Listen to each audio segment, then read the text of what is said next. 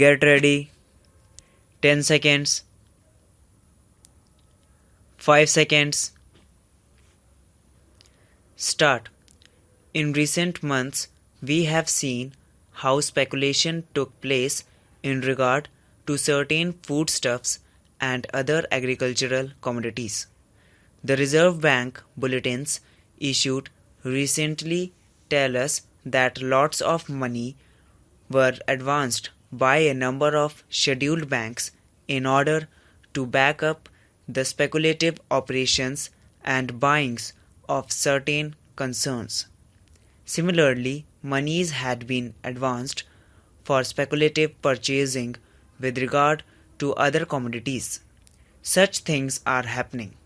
But the point is that these speculations go on merrily in this country, supported by those very elements who control the stock exchange and the financial world of our country.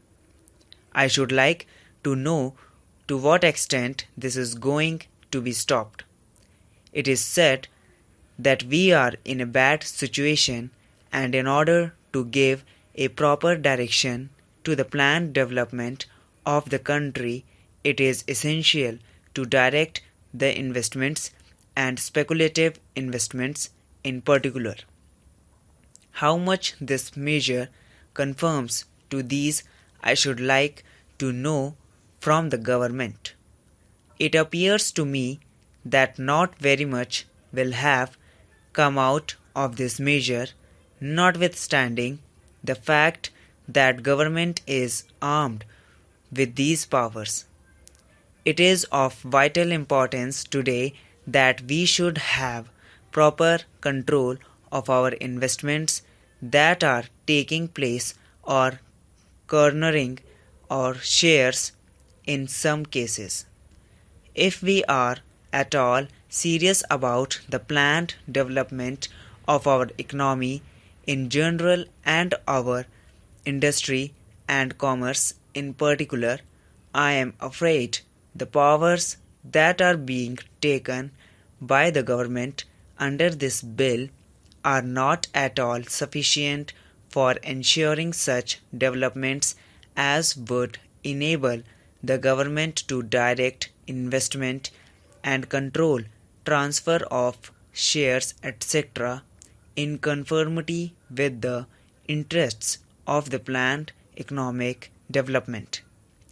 This is what I find from the regarding of this bill, and even from hearing the speech that has been delivered by the Honorable Minister.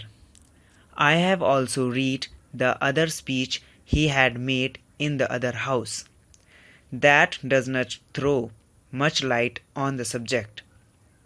I am not surprised, because when the whole thing was being discussed and mooted by the government, the approach of the government suffered from certain deficiencies. This is to say that were not so much keen on suppressing wholesale the speculative operations as on getting a certain measure of control over them. Today the time has come for making up one's mind with regard to the speculation business as a whole. This is the most important thing. With regard to investment, it has been said very eloquently in these developments that after all a person should have an opportunity of investing his funds, and therefore he should have a chance of going to the market and buying some shares. I can understand it, but what is the protection against his being cheated by certain people who have taken command of the stock exchange? What is the guarantee against that? Blank transfer is there, it is not abolished. Forward trading is there. Contract is provided for. It is not abolished. Also, there are other ways and means of cheating the common man. As we find today, the common man goes in for investment. Very genuinely, he goes in for investing because he wants to save money for bad days. Now, what is the protection in this bill which would save his money? I find that there is no such effective guarantee. I should have thought that in considering this whole scheme of measures, the government would be interested in seeing as to how the heart of speculative operation could be crushed, namely the monopolists who control the stock exchange today. It is essential to hound them out of the field altogether. In Calcutta, they not only put up an outward show, but they have built underworld, and I suppose that underworld exists even today. A police raid took place. Telephone system and the whole paraphernalia was discovered, which showed that certain big men in the stock exchanges were carrying on subterranean business. This is a new type of underworld we have in our country in order to cheat the common man, in order to evade taxes, in order to carry on profiteering and black market trades. Lots of things came to light that day, and the newspapers gave a lot of publicity.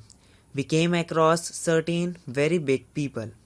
Some of them are very well known patrons of the Congress party, the ruling party, who were hauled up in this fashion. What has happened to them we would like to know when we discuss such a measure. They are the kings in the speculation world. They are the tycoons of that field. I would like to know what has happened to such people. What are you going to do with these speculators? Will they be allowed to operate openly or secretly in the field under this fashion, or are you really thinking of taking some action against them, not merely the apprehending? Those people who have gone underground and started underground business in this manner, but also the possible recruits to that underworld, I would like to know. This is what the government should tell us.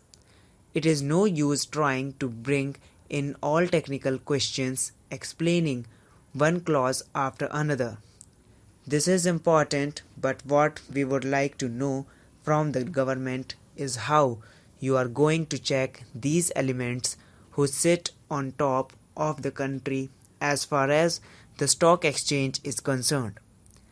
These are very big and powerful people, and they need to be suppressed with a heavy hand in the interests of our economy.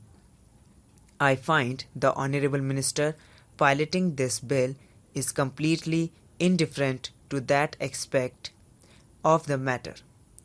There have been cases where a person, a speculator, so to say, goes in for heavy purchases at one time.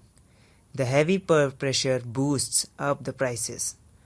Then he starts selling it, thereby realizing the money he had spent for buying certain shares in the market.